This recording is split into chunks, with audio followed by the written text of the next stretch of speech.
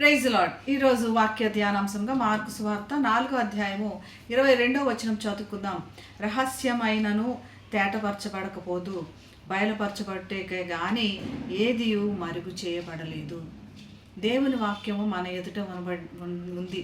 దేవుని యొక్క కృపను బట్టి దేవుని వాక్యం మనకు ప్రత్యక్షత కలుగజేయబడింది. యేసు ప్రభు తన బోధలన్నింటిలో కూడా ఎక్కువగా అందరితో మాట్లాడేటప్పుడు ఉపమాన రీతిగా మాట్లాడుతూ మరి అందులో ఎన్నో రహస్యాలు దాగి ఉన్నట్లు తెలుస్తుంది.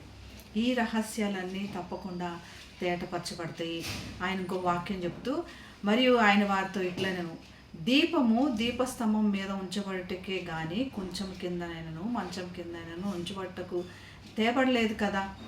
వాక్యము వెలుగ్గా ఉంది. ఈ వాక్యం మన అందరికీ ప్రత్యక్షత కలుగజేయబడింది. అందులో దాగి ఉన్న రహస్యాలన్నీ తప్పకుండా బయలుపరచబడతాయని. మెస్సయ్య ఎవరు? ఈయనే అని వాక్యంలో ఉన్న రహస్యము బయలుపరచబడింది. మరి ఈయన ఏం చేయడానికి వచ్చాడో కూడా బయలుపరచబడింది. మరి దేవుడు తన ప్రజలకు రక్షణ ప్రణాళిక, ఆయన ప్లాన్ ఏమైనది కూడా వీటన్నిటి ద్వారా మనకు ప్రత్యక్షత కలుగజేయబడింది. ఇవన్నీ రహస్యాలన్నీ ఈ వాక్యంలో దాగి ఉన్నాయి. కేవలము చెవులు గలవాడు వినుగాక అని గ్రహింపు కలిగినావా లేదా అని ఉంది. దేవుని వాక్యం ప్రతిరోజు నీకు వినపడుతుంది. నీవు గ్రహిస్తున్నావా లేదా? దేవుని వాక్యం ప్రత్యక్షత గురించి దేవుడు దెయ్యాలని మాట్లాడనివ్వలేదు.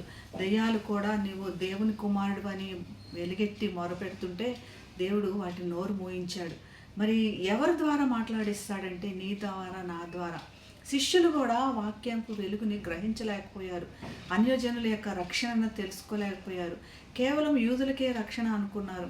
ఆరోహణమైన తర్వాత అన్యజనులు కూడా రక్షణ అని గ్రహించగలిగారు. యేసు మన కోసం వచ్చాడని, ఈయనే మెస్సయ్య అని ఆయన పునరుద్ధారుడైన తర్వాత తెలుసుకున్నాడు. ఇన్ని రహస్యాలు ఈ వాక్యంలో దాగి ఉన్నాయి. మనం అద్భుతాలు చూచేంత వరకు ఈయనే దేవుడు అన్నటువంటి విధంగా వాళ్ళు వేచి చూచారు. కానీ మన ఎదుట అన్నీ తెల్లంగా ఉన్నాయి. వాక్యం ఎలాగైతే దీపస్తంభం మీద పెట్టబడిందో అలాగ పెట్టబడి ఉన్నది.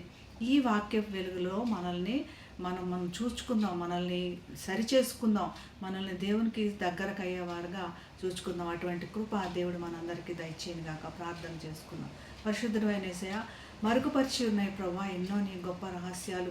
కేవలం మానవులం ప్రభా తెలుసుకోలేక, ప్రభా మరి చెవులుండి కూడా వినలేక మరి ఆలస్యమైంది నాయన. నీ యొక్క కృపను బట్టి నీ యొక్క ప్రత్యక్షత మాకు ఎలాగైతే దీపస్తంభం మీద పెట్టి వెలుగు అందరికీ తెలియపరచబడిందో నీ ప్రత్యక్షత తెలియపరిచినందుకు వందన. ఈ వెలుగులోనే మమ్మల్ని దాచిపెట్టి ఈ వెలుగులో మమ్మల్ని నడిపించమని, ఈ వెలుగు ప్రత్యక్షత ప్రతి ఒక్కరికి దయచేయమని యేసు నామమున ప్రార్థించి వేడుకుంటున్నాం తండ్రి.